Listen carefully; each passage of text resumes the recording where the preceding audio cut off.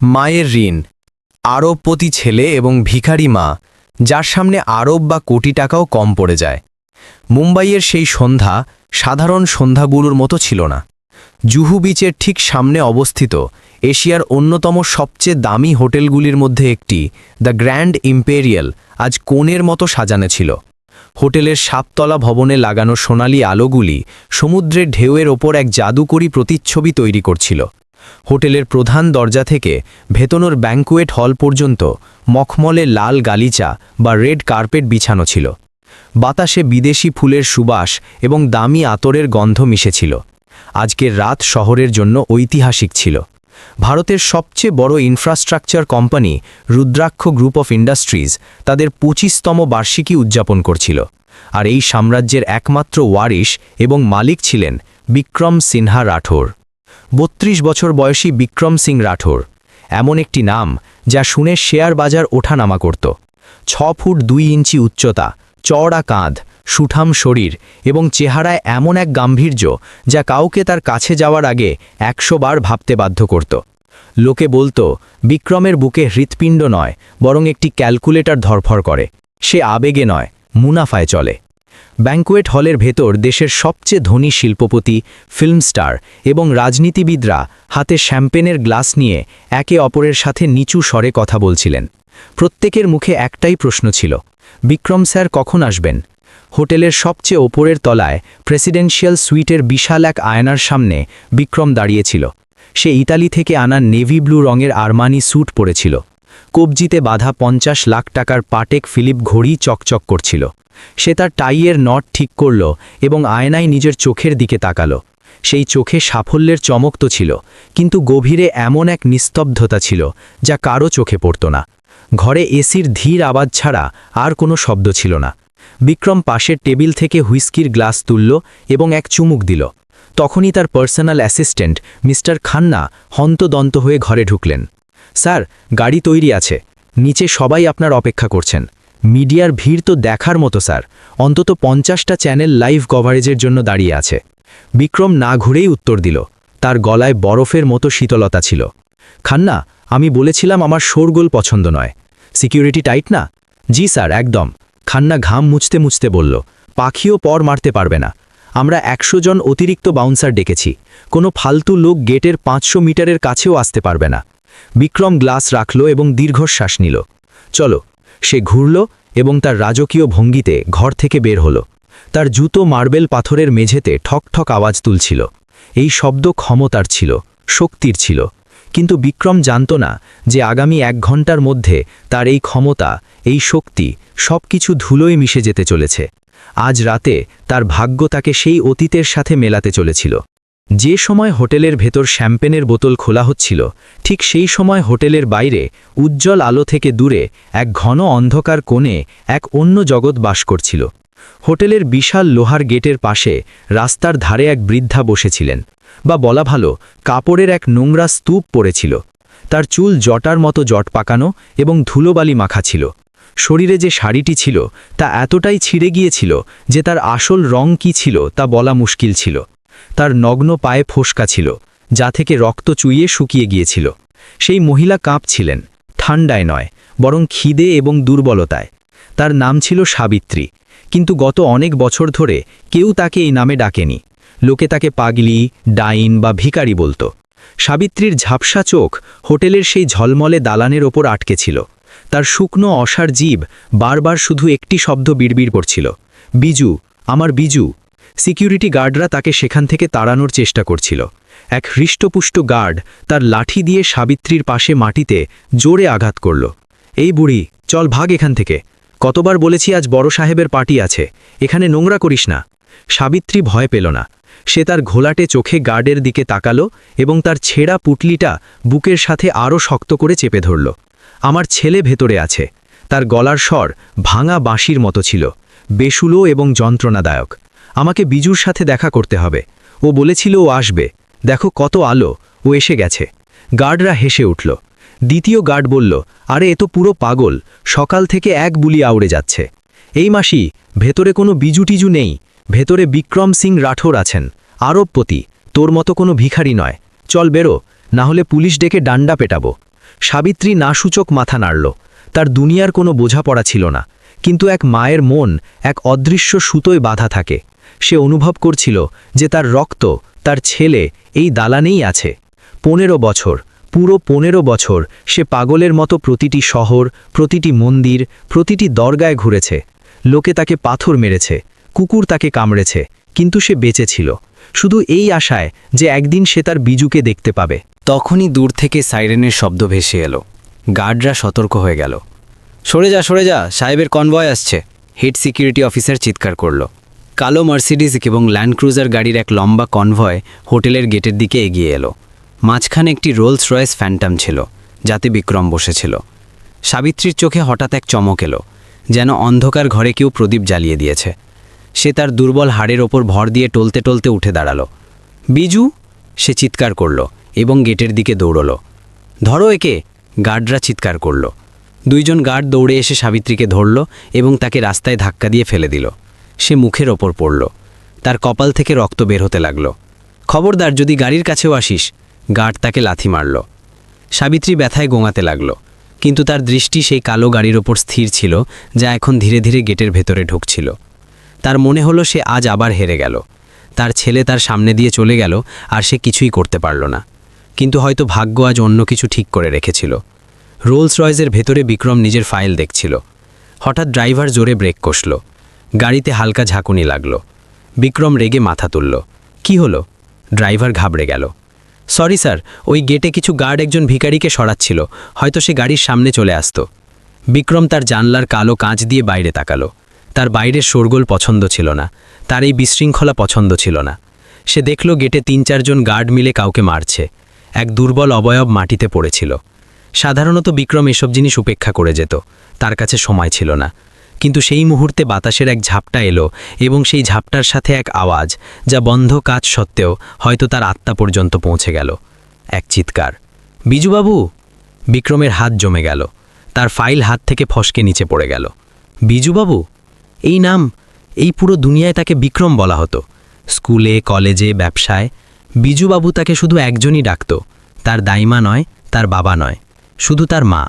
কিন্তু মা তো মারা গেছেন। 15 বছর আগে রামপুর গ্রামে হওয়া সেই ভয়াবহ দাঙ্গা এবং অগ্নিকাণ্ডে তাদের ঘর জ্বলে গিয়েছিল। বিক্রম তখন শহরে পড়াশোনা করছিল। যখন সে ফিরেছিল, তখন সে শুধু ছাই পেয়েছিল। প্রতিবেশীরা বলেছিল সাবিত্রী দেবী আগুনে আটকা পড়েছিলেন। সে নিজে তাদের শ্রাদ্ধ করেছিল।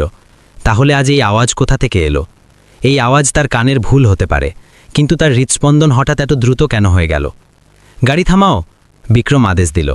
স্যার, কিন্তু আমাদের দেরি হচ্ছে, খন্না পেছনের সিট থেকে বলল। আমি বললাম গাড়ি থামাও, বিক্রম প্রায় গর্জন করে উঠল। ড্রাইভার সঙ্গে সঙ্গে ব্রেক কষল। গাড়ি হোটেলের বারান্দা পর্যন্ত পৌঁছানোর আগেই গেটের কাছে থেমে গেল। সিকিউরিটি টিমে হইচই পড়ে গেল। বস, এখানে গাড়ি কেন থামালেন? বিক্রম দরজা খুলল এবং বাইরে পা রাখল। বাইরে মিডিয়াওয়ালারা পাগলের মতো তার দিকে ছুটল, কিন্তু বিক্রম হাতের ইশারায় সবাইকে থামতে বলল। তার দৃষ্টি সোজা সেই জায়গায় আটকে ছিল যেখানে গার্ডরা ওই মহিলাকে ঘিরে রেখেছিল। সে ধীর পায়ে সেখানে এগিয়ে গেল। তার বুক ধকধক করছিল। যতই সে কাছে যাচ্ছিল, সে কান্নার শব্দ শুনতে পাচ্ছিল। গার্ডরা দেখল যে স্বয়ং বিক্রম স্যার আসছেন। তাদের হাত পা ঠান্ডা হয়ে গেল। তারা সঙ্গে সঙ্গে সাবিত্রীকে ছেড়ে সোজা হয়ে দাঁড়ালো। সরি স্যার, এ পাগল মহিলা পাথর মারছিল, আমরা শুধু একে সরাচ্ছিলাম, হেডগার্ড মিথ্যা বলল। বিক্রম গার্ডের কথা কানেই তুলল না। সে মাটিতে পড়ে থাকা সেই মহিলার কাছে গিয়ে দাঁড়ালো। সাবিত্রী ধুলোয় মাখামাখি ছিল। তার মুখ চুলে ঢাকা ছিল। সে ভয়ে কুকড়ে গিয়েছিল। তার মনে হলো এবার এই বড় সাহেব তাকে আরও মারবে। সে মুখ না তুলেই হাত জোর করল। মেরো না সাহেব, আমাকে শুধু একবার দেখতে দাও, আমি চলে যাব। আমার রুটি চাই না, আমার টাকা চাই না। ওই গলার স্বর, ওই ভাঙা বেদনাসিক্ত আওয়াজ। বিক্রমের পায়ে যেন আর জোরই রইল না। সে তার কোটি টাকার সম্মান, তার স্যুট, তার প্রতিপত্তি ভুলে সেখানেই রাস্তার নোংরা ধুলোয় হাঁটু গেড়ে বসে পড়ল। গার্ডদের শ্বাস আটকে গেল।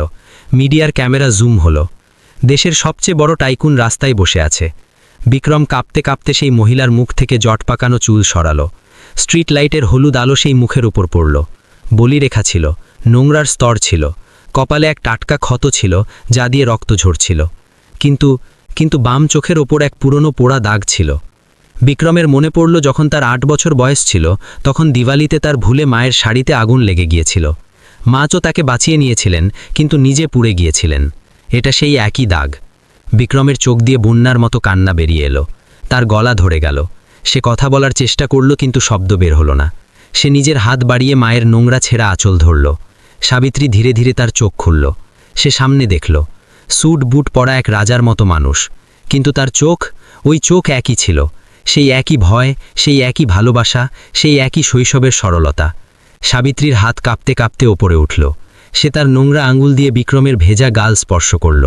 সে খুব ধীর স্বরে, যেন তার বিশ্বাস হচ্ছে না, জিজ্ঞেস করল, বিজু, তুই এসেছিস আমার লাল? সেই এক মুহূর্তে বিক্রমের দুনিয়া বদলে গেল। সে আর রুদ্রাক্ষ গ্রুপের চেয়ারম্যান ছিল না। সে শুধুই এক হারিয়ে যাওয়া শিশু ছিল, যে তার মাকে খুঁজে পেয়েছে। বিক্রম চিৎকার করে তার মাকে জড়িয়ে ধরল। মা, মা, তুমি বেঁচে আছো? তুমি এখানে কিভাবে? মা! সে হাউমাউ করে কাঁদছিল। সে সাবিত্রীর সেই নোংরা শরীরকে নিজের বুকে এমনভাবে চেপে ধরল, যেন সবচেয়ে মূল্যবান কোনো সম্পদ খুঁজে পেয়েছে। সাবিত্রীর দুর্গন্ধ, তার কাপড়ের নোংরা, রক্ত, বিক্রমের কোনো কিছুর হুঁশ ছিল না। তুই কোথায় চলে গিয়েছিলি রে? সাবিত্রীও কেঁদে ফেলল। তার শুকনো শরীর ছেলের বাহুবন্ধনে কাঁপতে লাগল। আমি তোকে অনেক খুঁজেছি। লোকে বলতো তুই মরে গেছিস, কিন্তু আমার মন বলতো আমার বিজুর রাজা হবে। দেখ, তুই রাজা হয়ে গেছিস। পুরো পরিবেশ স্তব্ধ ছিল। মিডিয়াওয়ালারা, যারা সবসময় চিৎকার করত, আজ চুপচাপ এই দৃশ্য দেখছিল। কেউ ছবি তোলারও সাহস করল না। এই মিলন এতটাই পবিত্র এবং এতটাই বেদনাদায়ক ছিল যে প্রত্যেকের চোখ ভিজে গিয়েছিল। তখনই সাবিত্রীর কিছু মনে পড়ল।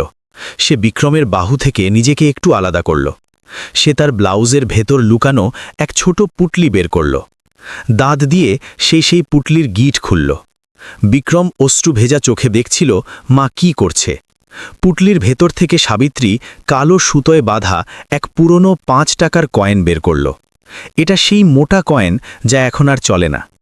সাবিত্রী সেই কয়েন বিক্রমের হাতের তালুতে রাখল এবং তার দাঁতহীন হাসি দিয়ে বলল, মনে আছে বিজু, যখন তুই 10ম শ্রেণী পাশ করে শহরে যাচ্ছিলি, তখন তুই এই কয়েন আমাকে দিয়েছিলি। তুই বলেছিলি, মা, এটা যত্ন করে রেখো, যখন আমি বড়লোক হব তখন ফিরে এসে এটা নিয়ে নেব। এটা আমার লাকি কয়েন। সাবিত্রী বিক্রমের আঙুল বন্ধ করে দিল। নে বাবা, আমি এটা 15 বছর ধরে নিজের প্রাণের চেয়েও বেশি আগলে রেখেছি। অনেকবার খিদে পেয়েছে, মনে হয়েছে এটা বিক্রি করে একটা বড়া পাও খেয়ে নি, কিন্তু আবার ভেবেছি আমার বিজু যদি ফিরে আসে আর তার কয়েন চায়, তখন আমি কি দেব? আমি না খেয়ে তোর আমানত সামলে রেখেছি বাবা। এটা শুনেই বিক্রম ভেঙে পড়ল। সে আবার মায়ের পায়ে লুটিয়ে পড়ল। সে নিজের কপাল মায়ের সেই রক্তমাখা ফাটা পায়ের ওপর রাখল। আমাকে ক্ষমা করে দাও মা, আমাকে ক্ষমা করে দাও।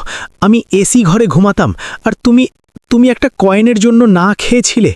ধিক্কার আমার এই সম্পদে, আগুন লাগুক এই টাকায়। বিক্রম মাটিতে মাথা ঠুকতে লাগল। সাবিত্রী নিচু হয়ে তাকে তুলল। আরে পাগলা, কাঁদিস না। দেখ, আজ আমার বিজু কত সুন্দর লাগছে, একদম রাজকুমার। সে তার নোংরা আঁচল দিয়ে বিক্রমের মুখ এবং তার দামি স্যুট মোছানোর চেষ্টা করল, যাতে স্যুট আরও নোংরা হয়ে গেল, কিন্তু বিক্রম তার হাত চুমু খেল। বিক্রম উঠে দাঁড়াল। তার চোখে এখন এক ভয়ানক আগুন ছিল। সে চারদিকে তাকালো। তার নজর সেই গার্ডদের ওপর পড়ল, যারা এখনও সেখানে দাঁড়িয়ে কাঁপছিল। তারপর হোটেলের ম্যানেজারের দিকে তাকালো, যে দৌড়ে বাইরে এসেছিল। বিক্রম তার মায়ের হাত শক্ত করে ধরল এবং তারপর তার সিংহের মতো গর্জনে বলল, আমার মাকে যে ধাক্কা দিয়েছে এবং যে বা যারা গত 15 বছর ধরে একে কাঁদিয়েছে, আজ তাদের সবার শনি দশা এসেছে। আজ বিক্রম সিং রাঠোর ব্যবসা নয়, হিসাব করবে। সে খান্নার দিকে তাকালো। পার্টি ক্যান্সেল করো, সব মিটিং ক্যান্সেল করো এবং ডক্টর গুলাটিকে এক্ষুনি বাড়িতে ডাকো। আমি আমার মাকে বাড়ি নিয়ে যাচ্ছি, নিজের আসল বাড়িতে। বিক্রম তার মাকে কোলে তুলে নিল, ঠিক যেমন ছোটবেলায় মা তাকে কোলে নিত। সে তাদের নিয়ে নিজের রোলস রয়েসের পেছনের সিটে বসল। গাড়ির দরজা বন্ধ হলো এবং কনভয় সেখান থেকে বেরিয়ে গেল। পিছনে ফেলে গেল এক স্তব্ধ শহর এবং এমন এক কাহিনী যার শুরু এইমাত্র হলো। কিন্তু বিক্রম জানত না যে এটা শুধুই শুরু। 15 বছরের সেই কালো সত্য সামনে আসা এখনও বাকি ছিল, যে আসলে সেই আগুন কে লাগিয়েছিল এবং তার মা বেঁচে থেকেও এত বছর তার কাছে কেন পৌঁছতে পারেনি। কে ছিল সেই শত্রু যে বিক্রমের সাফল্যের আড়ালে তার মায়ের সর্বনাশ লিখছিল? কালো রোলস রয়েস মুম্বাইয়ের সবচেয়ে পশ এলাকা জুহু স্কিমের এক বিশাল বাংলোর সামনে থামল।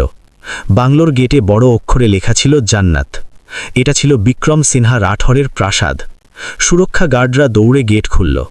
যখন গাড়ি বারান্দায় থামল, তখন বাড়ির পুরো স্টাফ, বাটলার, রাঁধুনি এবং হাউসকিপিং স্টাফ লাইনে দাঁড়িয়েছিল। তারা খবর পেয়েছিল যে সাহেব কাউকে সাথে আনছেন, কিন্তু কাকে তা কেউ জানত না। বিক্রম গাড়ি থেকে নামল। সে পেছনের সিটের দরজা খুলল। ভেতরে সাবিত্রী সিটের কোনায় গুটিসুটি মেরে বসেছিল। এসির ঠান্ডা এবং বাইরের ঝলমলে আলো তাকে ভয় পাইয়ে দিয়েছিল। তার মনে হলো সে কোনো পুলিশ থানা বা জেলে এসেছে। বিক্রম খুব ভালোবেসে হাত বাড়ালো।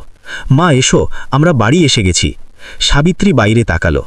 সাদা মার্বেল পাথরের মেঝে, বড় বড় ঝাড়বাতি, উর্দি পড়া চাকর। সে আরও পেছনে সরে গেল।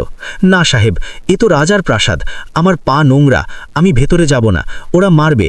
আমাকে গেটের কাছে কোনায় বসিয়ে দে বাবা, আমি ওখানেই ঘুমিয়ে পড়ব। বিক্রমের বুক এটা শুনে দুমড়ে মুছড়ে গেল। তার মা, যে এই বাড়ির আসল মালকিন হওয়ার কথা, নিজেকে গেটের বাইরে থাকার যোগ্য মনে করছে। বিক্রম তার ভেজা চোখ মুছল এবং হাসার চেষ্টা করল। মা, এটা রাজার প্রাসাদ নয়, তোর ছেলের ঘর, এবং তুই রাজমাতা। তোর হুকুম চলবে এখানে, কেউ তোকে স্পর্শও করবে না। বিক্রম নিচু হয়ে সাবিত্রীকে তার কোলে তুলে নিল। সাবিত্রীর ওজন এতটাই কম ছিল যে বিক্রমের মনে হলো যেন সে ফুলের কোনো মালা তুলেছে। শুধু হাড় অবশিষ্ট ছিল। সে তাদের নিয়ে হলে প্রবেশ করল। চাকরদের চোখ কপালে উঠল। যেই বিক্রম রাঠোর ধুলোর এক কণাতেও অ্যালার্জিক ছিল, আজ সে কাদা এবং নোংরা মাখা এক মহিলাকে বুকে জড়িয়ে ধরেছিল। বিক্রম নিজের মাকে নিয়ে গেস্ট রুমের দিকে নয়, বরং নিজের মাস্টার বেডরুমের দিকে এগিয়ে গেল। সেটাকে মখমলের সোফায় বসালো। সে বাড়ির হেড হাউসকিপার মিসেস ডিসুজাকে ডাকল। মিসেস ডিসুজা একজন বয়স্ক এবং বিচক্ষণ মহিলা ছিলেন। বিক্রম গম্ভীর স্বরে বলল, মিসেস ডিসুজা, ইনি আমার মা।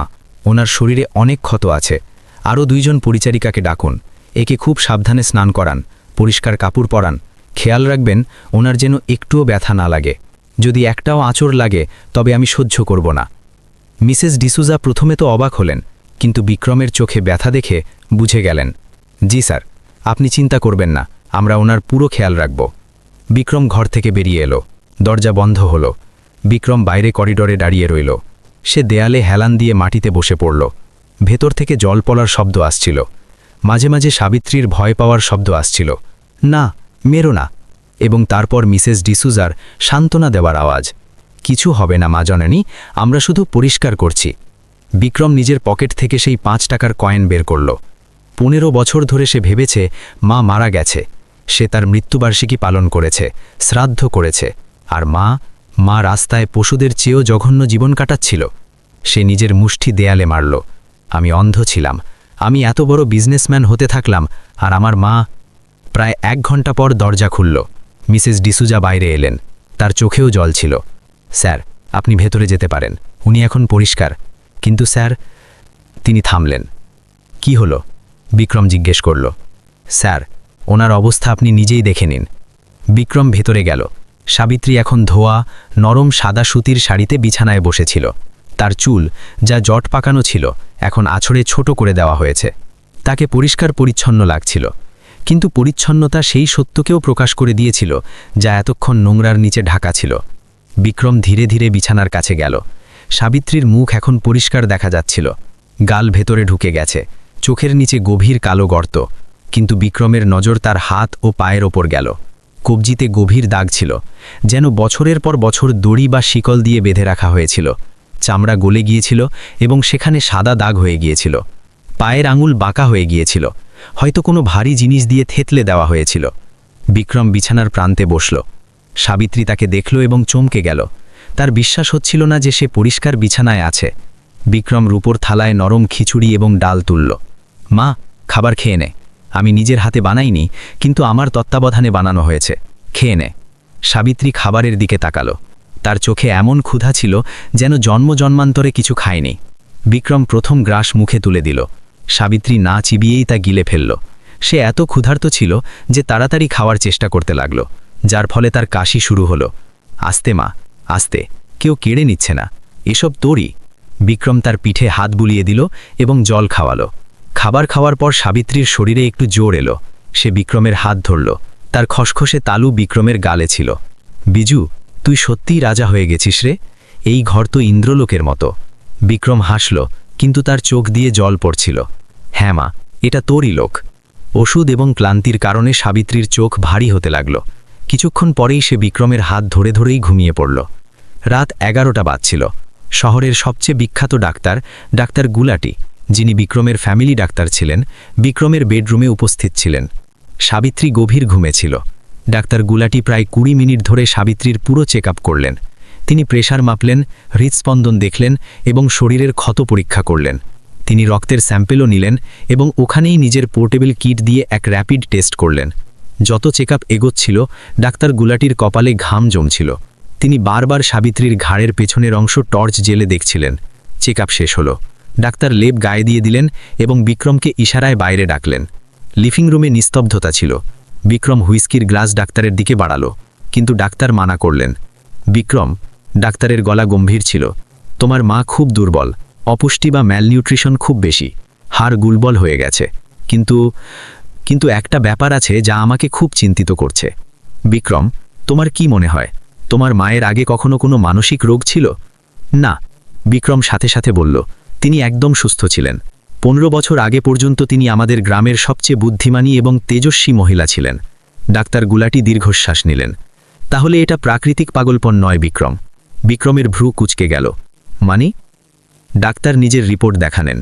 আমি এখনই তোমার মায়ের ঘাড়ের পেছনে চুলের গোড়ায় অনেকগুলো সুইয়ের দাগ বা নিডেল মার্কস দেখেছি। কিছু পুরনো, কিছু একদম টাটকা। আর তার রক্তের প্রাথমিক পরীক্ষায় স্কোপোল্যামাইন এবং প্রচুর পরিমাণে মেমোরি সাপ্রেসেন্ট ড্রাগস বা স্মৃতিশক্তি দমানোর ওষুধ পাওয়া গেছে। বিক্রম স্তব্ধ হয়ে গেল। ড্রাগস? হ্যাঁ, এটা সেই ওষুধ যা মানুষের মস্তিষ্ককে অসার করার জন্য দেওয়া হয়। যদি কোনো সুস্থ মানুষকে এই ওষুধ বছরের পর বছর দেওয়া হয়, তবে সে নিজের স্মৃতিশক্তি হারিয়ে ফেলে। সে পাগল হয়ে যায়। সে শুধুই এক জ্যান্ত লাশ হয়ে যায় যে হুকুম মানে। বিক্রমের রক্ত টকবক করতে লাগল। সে গ্লাসটা হাতেই চূর্ণ বিচূর্ণ করে দিল। কাঁচের টুকরো তার হাতের তালুতে বিঁধে গেল, কিন্তু সে ব্যথা পেল না। ডাক্তার আরও বললেন, বিক্রম, তোমার মা রাস্তায় ঘুরছিল না, তাকে বন্দি করে রাখা হয়েছিল। কেউ তাকে নিয়মিত এই ইনজেকশন দিচ্ছিল যাতে তার স্মৃতিশক্তি ফিরে না আসে। এটা এক সুপরিকল্পিত ষড়যন্ত্র ছিল। আর তারপর ডাক্তার সবচেয়ে ভয়ানক কথাটি বললেন, আর একটা জিনিস, যখন আমি ওনার পিঠ চেক করছিলাম, আমি ওনার কাঁধের নিচে এক পুরনো পোড়া দাগ দেখেছি। কেমন দাগ? ওটা কোনো আগুনে পোড়া দাগ নয়, ওটা এক ব্র্যান্ডিং, যেমন পশুদের ওপর মোহর লাগানো হয়।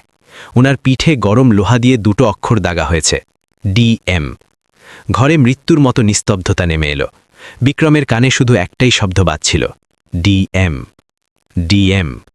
বিক্রম ফিসফিস করল। তার মন 15 বছর পেছনে ছুটে গেল। সেই রাতে যখন গ্রামে দাঙ্গা হয়েছিল এবং আগুন লেগেছিল।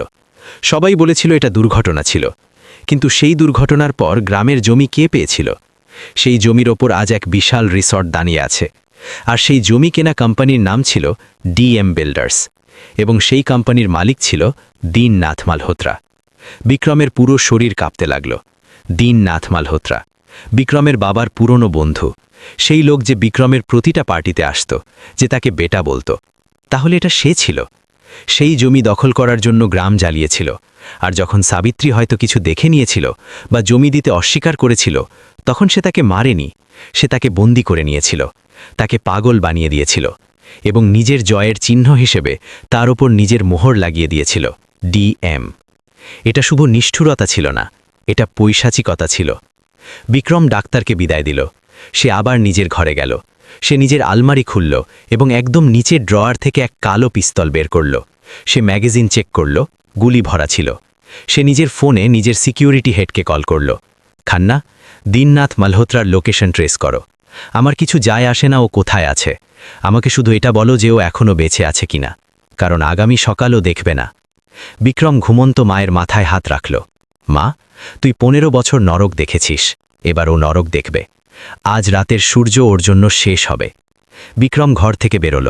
তার হাঁটা চলায় এখন আর বিজনেস টাইকুনের নমনীয়তা ছিল না, বরং এক শিকালী সিংহের আক্রামকতা ছিল। গাড়ি স্টার্ট হলো। জান্নাতের গেট খুলল। শহর ঘুমাচ্ছিল, কিন্তু বিক্রম জেগেছিল। আর তার সাথে জেগেছিল প্রতিশোধের এক এমন আগুন যা সবকিছু জ্বালিয়ে ছাই করতে চলেছিল। রাত 2টো বাজছিল। মুম্বাইয়ের বাইরের এলাকায় অবস্থিত মালহোত্রা ম্যানশন পুরোপুরি শান্ত ছিল। এটা দীননাথ মালহোত্রার ব্যক্তিগত ফার্ম হাউস ছিল, যেখানে সে তার কালো জগতের রহস্য লুকাত। দীননাথ তার স্টাডি রুমে বসে দামি মদ খাচ্ছিল, নিজের জয় এবং সম্পদের নেশায় বুঁদ হয়ে। হঠাৎ ম্যানশনের ভারী লোহার গেট এক জোরদার ধামাকার সাথে খুলল। সিকিউরিটি গার্ডরা দৌড়ে এলো, কিন্তু সামনের দৃশ্য দেখে তাদের পা আটকে গেল। সামনে বিক্রম সিং রাঠোর দাঁড়িয়েছিল, হাতে সেই কালো পিস্তল। তার চোখে সেই শূন্যতা ছিল যা ঝড় আসার আগে থাকে। গার্ডরা বন্দুক তাক করল। থেমে যান, না হলে গুলি করে দেব। বিক্রম থামল না, সে হাঁটতে থাকল। সরে যাও, বিক্রম ধীর কিন্তু ভারী গলায় বলল। আজ আমার ঝগড়া তোমাদের সাথে নয়, তোমাদের মালিকের সাথে। যদি নিজেদের মায়ের মুখ দ্বিতীয়বার দেখতে চাও তবে অস্ত্র ফেলে দাও। তার গলায় এমন আতঙ্ক ছিল যে গার্ডদের হাত কেঁপে গেল। তারা জানত বিক্রম রাঠোরকে। তারা পেছনে সরে গেল। বিক্রম সোজা ভেতরে ঢুকল। সে স্টাডি রুমের দরজা লাথি মেরে খুলল।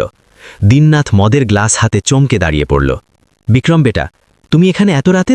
আর এই বন্দুক কেন? দীননাথ তোতলামি করে নকল হাসির সাথে জিজ্ঞাসা করল। বিক্রম দরজা ভেতর থেকে লক করল। বেটা বলো না আমাকে, বিক্রম বলল। তোমার মুখে এই শব্দ গালির মতো শোনায়। দীননাথ ঘাম মুছতে লাগল। আরে রাগ করছো কেন? কোনো বিজনেস ডিল আছে নাকি? বলো, আমরা বসে কথা বলতে পারি। বিক্রম নিজের পকেট থেকে এক ছবি বের করল এবং টেবিলের ওপর ছুঁড়ে দিল। ওটা সাবিত্রীর পিঠের ছবি ছিল, যার ওপর ডিএম এর পোড়া দাগ ছিল। দীননাথের মুখ ফ্যাকাশে হয়ে গেল। এটা এটা কি? সে পেছনে সরতে লাগল। এটা আমার 15 বছরের যন্ত্রণা দীননাথ। বিক্রম বন্দুক তাক করল। আমার মা, যাকে তুমি পাগল বানিয়ে খাঁচায় রেখেছিলে, যাকে তুমি পশুর মতো দাগিয়েছ, কেন? ওই এক টুকরো জমির জন্য? দীননাথ বুঝতে পারল যে এখন আর মিথ্যে বলে লাভ নেই। তার আসল রূপ সামনে এলো। সে হাসতে লাগল। হ্যাঁ হ্যাঁ, আমি করেছি। ওই মহিলা একগুঁয়ে ছিল, জমি দিচ্ছিল না। আর তারপর সে আমাকে আগুন লাগাতে দেখে নিয়েছিল। যদি আমি ওকে মেরে ফেলতাম তবে পুলিশ এনকোয়ারি হতো। তাই আমি ওকে গায়েব করে দিলাম, পাগল বানিয়ে দিলাম। একটা ইঞ্জেকশন আর মানুষের স্মৃতিশক্তি শেষ। দীননাথ অহংকারের সাথে বলল, তুমি আমাকে মারতে পারবে না বিক্রম। আমি শহরের সবচেয়ে বড় বিল্ডার, আইন আমার পকেটে। বিক্রম হাসল, এক অত্যন্ত যন্ত্রণাদায়ক হাসি। আইন মানুষদের জন্য হয় দীননাথ, রাক্ষসদের জন্য শুধু বধ হয়। ধাই। প্রথম গুলি দীননাথের হাঁটুতে লাগল। সে চিৎকার করে মাটিতে পড়ে গেল। এটা সেই 15 বছরের জন্য যখন আমার মা হাঁটতে পারেনি। ধাই। দ্বিতীয় গুলি তার কাঁধে। এটা সেই ডিএম দাগের জন্য। দীননাথ অনুনয় করতে লাগল, আমাকে মাফ করে দাও, আমাকে যেতে দাও, আমি সব সম্পত্তি তোমার নামে করে দেব। বিক্রম তার কাছে গেল এবং বন্দুক তার কপালে ঠেকাল। আমার মায়ের এক রাতের ঘুমের দাম তোর পুরো সাম্রাজ্যের চেয়ে বেশি। ধাই। তৃতীয় গুলি সোজা কপালের মাঝখানে। দীননাথের শরীর শান্ত হয়ে গেল। মেঝেতে রক্ত ছড়িয়ে পড়ল। বিক্রম ওখানেই চেয়ারে বসে পড়ল। সে পকেট থেকে ফোন বের করল এবং পুলিশ কমিশনারকে কল করল। কমিশনার, মালহোত্রা ম্যানশনে এসো। আমি দীননাথকে মেরে ফেলেছি। আমি অপেক্ষা করছি। সকাল 6টা বাজতে বাজতে এই খবর জঙ্গলের আগুনের মতো পুরো দেশে ছড়িয়ে গেল। Breaking news. অরবপতি বিক্রম সিং রাঠোর করলেন বিখ্যাত বিল্ডার দীননাথ মালহোত্রার হত্যা। মালহোত্রা ম্যানশনের বাইরে পুলিশের 20টি গাড়ি এবং মিডিয়ার ভিড় দাঁড়িয়েছিল। প্রতিটা নিউজ চ্যানেলে শুধু এটাই চলছিল। মানুষ অবাক ছিল। দেশের সবচেয়ে বড় আইকন এক খুনি কিভাবে হয়ে গেল? পুলিশ ভেতরে গেল। বিক্রম কোনো বাধা দিল না। সে শান্তভাবে নিজের হাত বাড়িয়ে দিল। পুলিশ তাকে হাতকড়া পরালো। যখন বিক্রমকে পুলিশ জিপের দিকে আনা হচ্ছিল, মিডিয়াওয়ালারা ব্যারিকেড ভেঙে সামনে চলে এলো। ক্যামেরার ফ্ল্যাশলাইট চমকাচ্ছিল। মাইক বিক্রমের মুখের সামনে ছিল। এক সাংবাদিক চিৎকার করল, মিস্টার রাঠোর, আপনি এমন কেন করলেন? এটা কি কোনো ব্যবসায়িক শত্রুতা ছিল? আপনি কি টাকার জন্য খুন করলেন? বিক্রম থেমে গেল। পুলিশওয়ালারা তাকে ধাক্কা দিচ্ছিল, কিন্তু বিক্রম নিজের কাঁধ ঝাঁকালো এবং সোজা হয়ে দাঁড়ালো। সে সোজা এক নিউজ ক্যামেরার লেন্সের দিকে তাকালো। তার চোখে না কোনো ভয় ছিল, না কোনো লজ্জা। পুরো দেশ টিভিতে লাইভ দেখছিল। বিক্রম বলতে শুরু করল। তার গলা ভারী এবং গুমগুম করছিল। টাকা? তোমরা ভাবছো আমি টাকার জন্য এটা করেছি? বিক্রম হাসল। আমার কাছে এত টাকা আছে যে আমি তোমাদের মতো 100 চ্যানেল কিনতে পারি, কিন্তু আজ আমি তোমাদের সেই সত্য বলবো যা বিক্রি হয় না। বিক্রম তার হাতকড়া পরা হাত তুলল। গতকাল রাতে আমি যেই লোকটাকে মেরেছি সে কোনো বিজনেস টাইকুন ছিল না, সে এক জল্লাদ ছিল। ভিড় শান্ত হয়ে গেল। 15 বছর 15 বছর আগে আমার মা নিখোঁজ হয়ে গিয়েছিলেন। আমার মনে হয়েছিল উনি মারা গেছেন, কিন্তু উনি বেঁচে ছিলেন।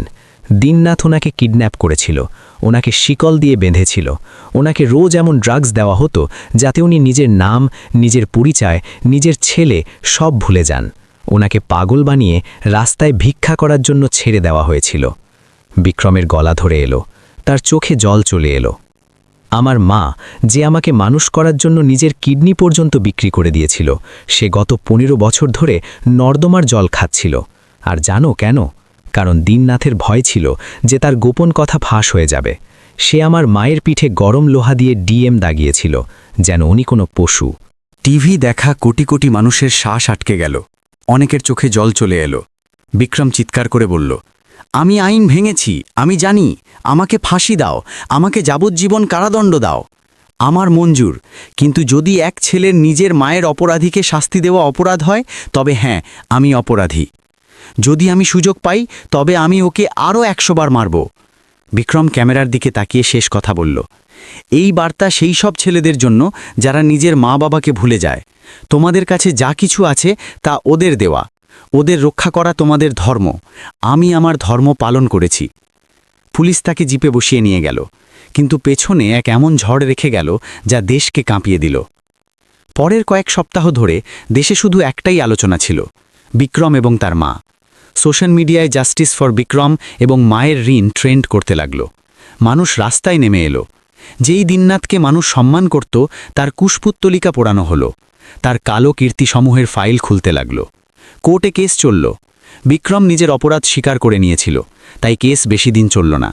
কিন্তু জনসমর্থন এবং দিননাথের নিষ্ঠুরতার প্রমাণ, মেডিকেল রিপোর্ট, ড্রাগস এবং ব্র্যান্ডিংয়ের দাগ দেখে বিচারক ঐতিহাসিক রায় শোনালেন।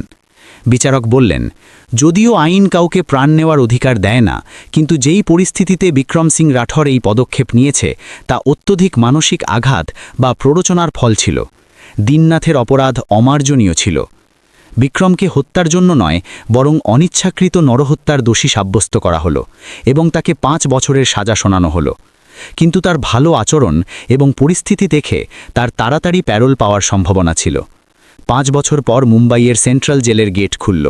বিক্রম বাইরে এলো। সে এখন 37 বছরের ছিল। দাড়ি কিছুটা সাদা হয়ে গিয়েছিল, কিন্তু মুখে সেই একই তেজ ছিল। বাইরে গাড়ির কনভয়ে দাঁড়িয়েছিল, কিন্তু কোনো সিকিউরিটি গার্ড ছিল না। শুধু এক মহিলা দাঁড়িয়েছিল, সাদা শাড়িতে, মুখে বলিরেখা, কিন্তু চোখে চমক। তাকে এখন পুরোপুরি সুস্থ লাগছিল। সে হুইলচেয়ারে নয়, নিজের পায়ে দাঁড়িয়েছিল। সাবিত্রী। বিক্রম নিজের ব্যাগ ফেলে দিল এবং দৌড়ে মায়ের পায়ে লুটিয়ে পড়ল।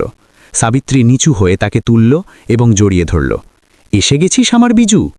এসে গেছি মা, তোর ঋণ শোধ করে এসেছি। বিক্রম কাঁদল। সাবিত্রী নিজের পুটলি থেকে সেই পুরনো 5 টাকার কয়েন বের করল এবং বিক্রমের হাতের তালুতে রাখল।